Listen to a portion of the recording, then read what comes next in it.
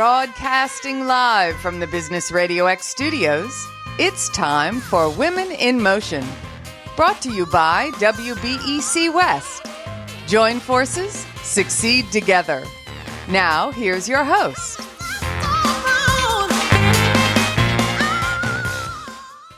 Lee Kantor here, another episode of Women in Motion, and this is going to be a good one. But before we get started, it's important to recognize our sponsor, WeBeck West. Without them, we couldn't be sharing these important stories. Today on Women in Motion, we have Jenny Buettner, and she is the CEO of Buettner Global Services Corp. And this month, remember, we are highlighting women in health. So I'm so excited to be talking to Jenny about her work. Welcome, Jenny. Hi, nice to see you. How are you? I am doing well. I'm so excited to learn what you're up to. Tell us about Buettner Global Services. How you serving folks? So Buettner Global Services has been in the food service industry for the last 5 years and supporting food banks and shelters and major distributors across the country and helping with food insecurity. So what's your backstory? How'd you get involved in this line of work? Oh, okay. So my backstory is very interesting considering I did not come from the food industry. My background has been in fashion, and I was in fashion for 12 years, designed and patented fashion solution products, and have been in manufacturing for quite some time. COVID happened. Everything came to a complete standstill with fashion, the fashion shows, weddings, whatnot, everything just kind of stopped. And I overheard a conversation with Cisco mentioning that they needed food and helping with the MREs, meals ready to eat, for different food banks and shelters across the country, and that they had been contracted for.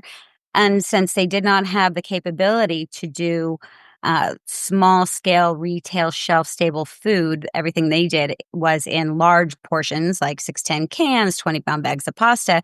They needed assistance in finding smaller quantities of food. So I overheard a conversation that this is what they're looking for. And I said, I can help you because I've been working in that space.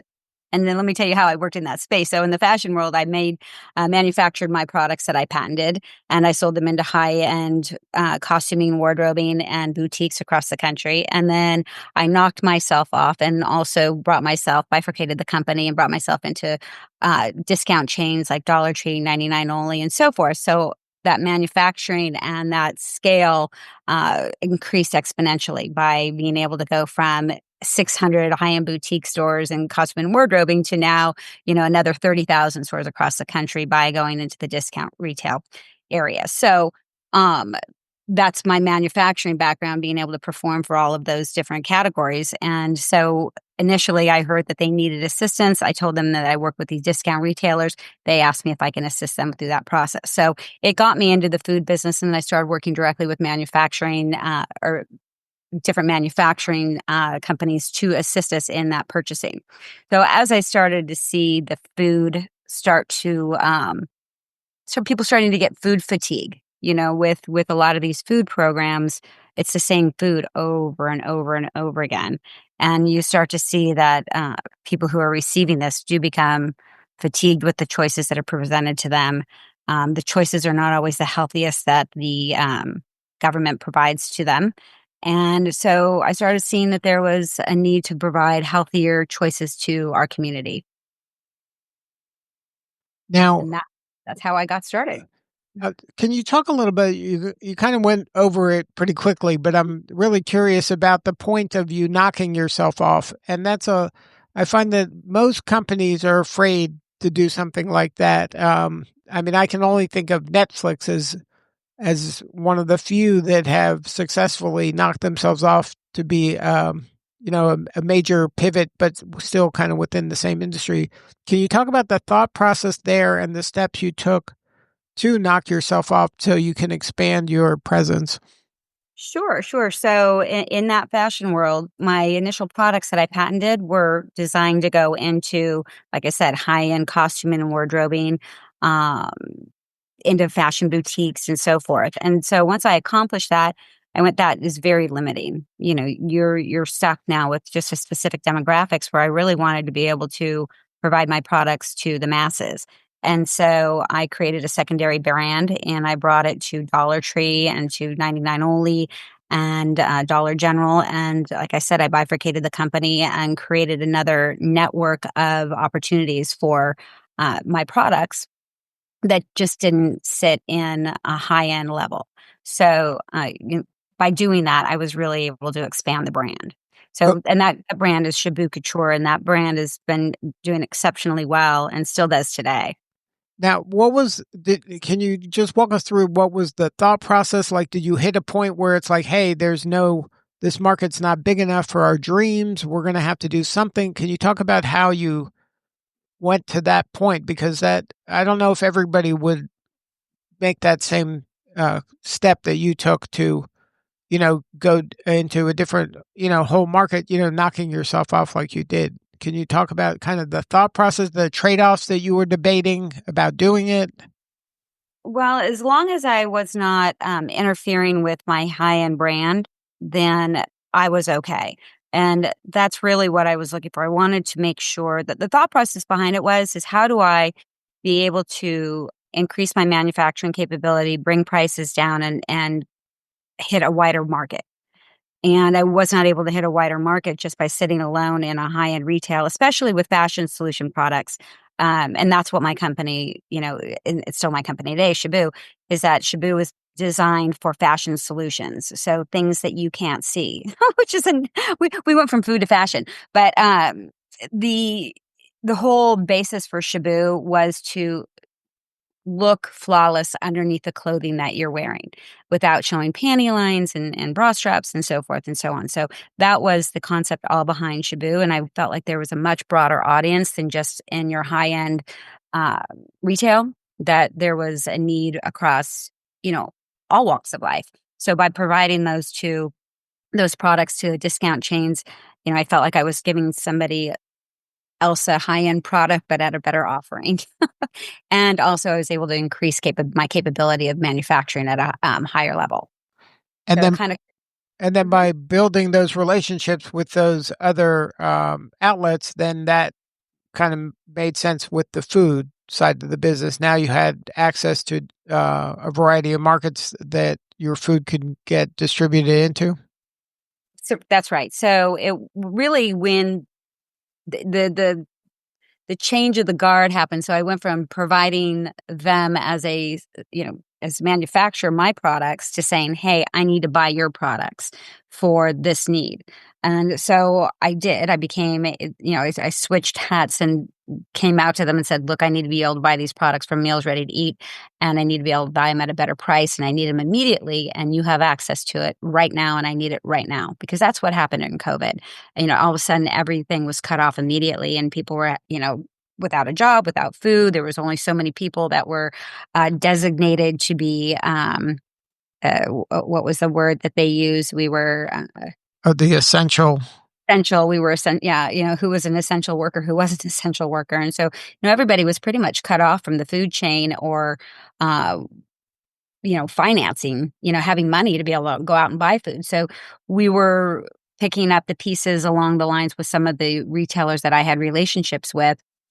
And then as I was utilizing those relationships, I was also creating new relationships in the food industry and started calling and knocking on doors and, reaching out to people who were very seasoned in the industry and that were also needing help. And I became an integral part of sourcing for not only Cisco, but, various other high end distribution companies and food banks and shelters. So we became very essential very quickly.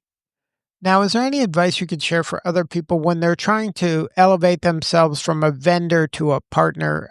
How did you build the relationships in such a way that made sense for both parties?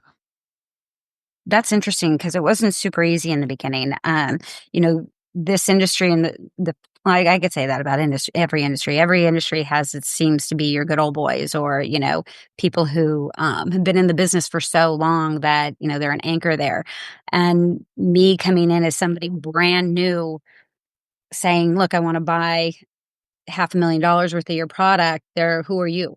You know, how do we know you're going to pay us? How do it was It was quite a challenge. It really was. I mean, there was, deals that I was making. I will go ahead and I will confirm that I will buy X amount over this amount of time, and really started building up relationships and showing that there was benefits and they could trust me in the business. And that was the biggest part. You have a lot of people, I think, who come into some of these businesses and they're looking to make the quick buck and then escape. That wasn't my plan. My plan was to go in and make a presence and then grow my presence, because if I was going to step into something like this, it wasn't going to be a one-shot wonder. I was going to make something of this. And this is what we've done. And as a result, now we are expanding into the way we assist people who are having food security issues or even basic need issues.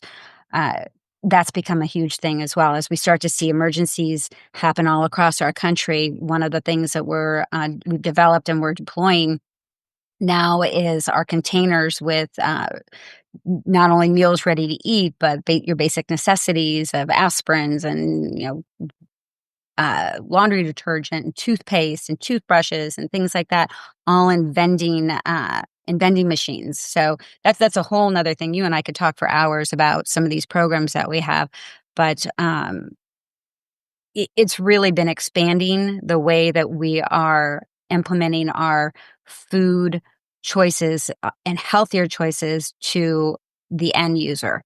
So we can avoid the food fatigue, avoid the food waste, the labor shortage, and so forth, and really making a meaningful impact. Now, how are you deciding how and when to innovate? Like, I guess I would imagine in something like vending, you're getting pretty instant data about, okay, this is selling, this is not selling. Let's do more of this, less of this. Is it something that you are from the top down? You're saying, hey, we need more of this, or is it from the bottom up where the people are like, hey, if we had more of this, you'd sell more of this? So this is a new program that we've just piloted, and we are just doing it right now in California, in Orange County. And the way that the program works is our vending is all powered by our Wishes platform, which is another exciting thing I could share with you. It is a platform that you can go in and make a donation and specify it to family members, friends, people who have stories, like a GoFundMe. But the difference is when you give your $100 donation and you say, I want it to go to uh, the fire victims and I want it to go to basic essentials, that money goes into that pool. And then the minute that money is spent, you know exactly where that money was spent and who spent it. So, not a full name and whatnot if it was gone into a pool, but you'll know exactly that data. And today, nobody has that kind of data on donations. And so if you went in and said, I want $500 to go to my son who's going to college and I want him to only spend it on food because we want to be able to track what my son's spending. Now you have that donation, and that son, when your son goes to spend that money on our vending machines, you know exactly where that money has been spent. So what we've seen and what we've uncovered in the last 4 or 5 years during our work with food banks and donations and fundraisers and so forth, that there's no transparency.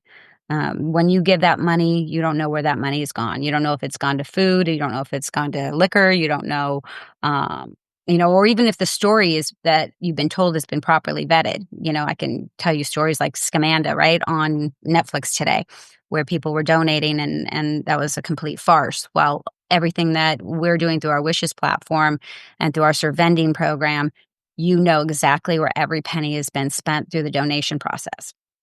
And Now, the data is remarkable. Just the data that we're able to provide is remarkable. And we really feel that that's going to be super meaningful as we move through our pilot and then move across the country with our vending program. Because not only are we going to be able to provide,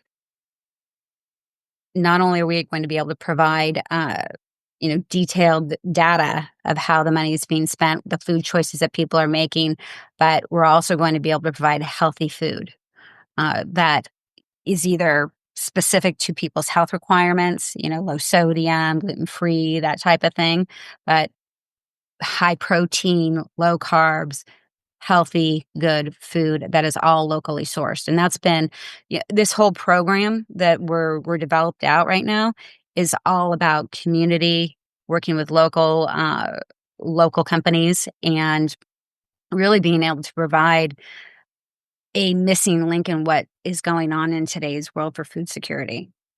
Now, are you partnering with organizations, school systems, or is it individual people? No, right now we're partnering with campuses because we're recognizing that especially on a lot of our you know, college campuses, that there's a huge insecurity of food for, some of these students that are on campus.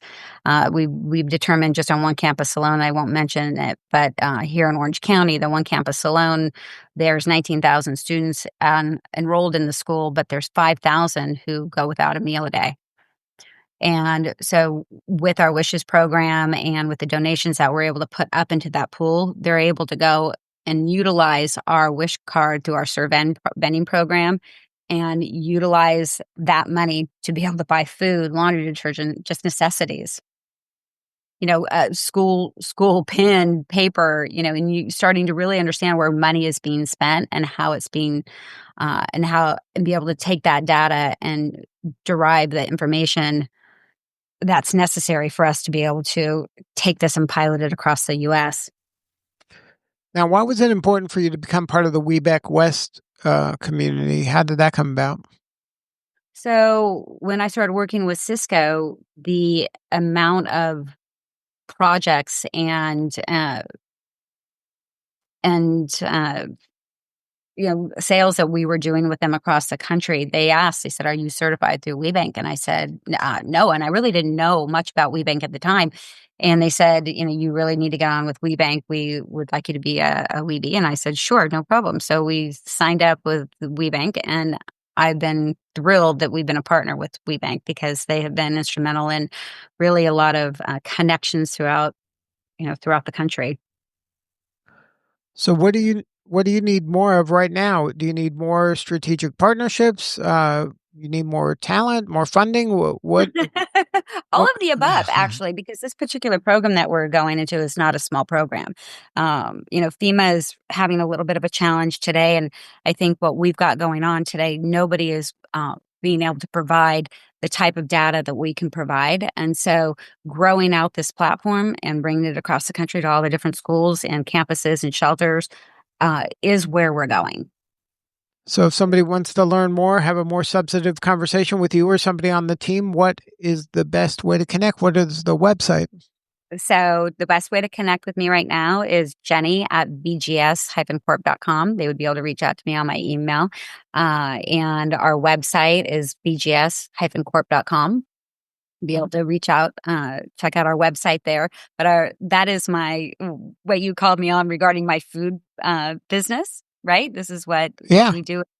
But it's our, a subsidiary is our Servend, which is what we're pushing out there for the food insecurity and across the campuses across the U.S. So that is the launch of this one. And like I said, our first pilot is going on here in Orange County, and we're really excited to be able to provide that data and show how we're making an impact. Because today people are feeling like their donation is making an impact, but they really don't know what kind of impact that donation is making. Now the Servent, does that have its own coordinates? Do you have a website for that, Yes, or is that?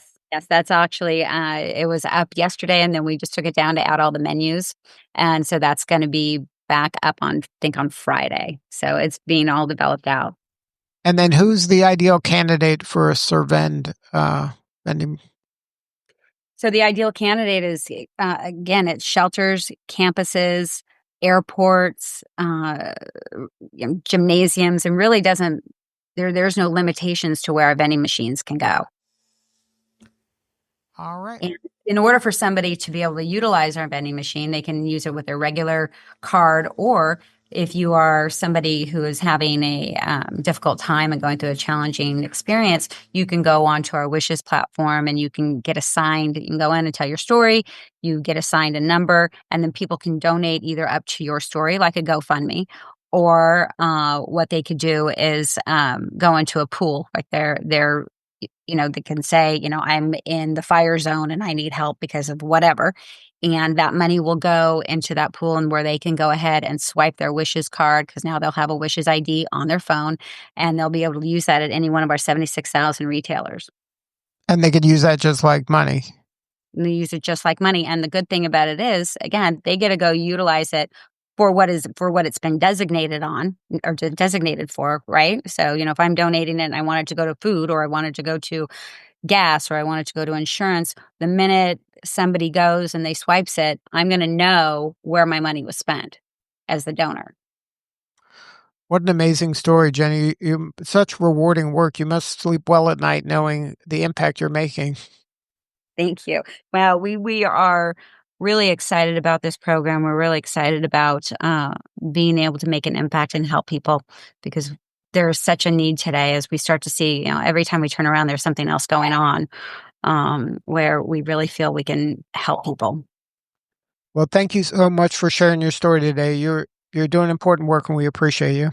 Well, I appreciate you having me on and love to share more as we start to grow this program across the U.S. Sounds good. Well, thank you again.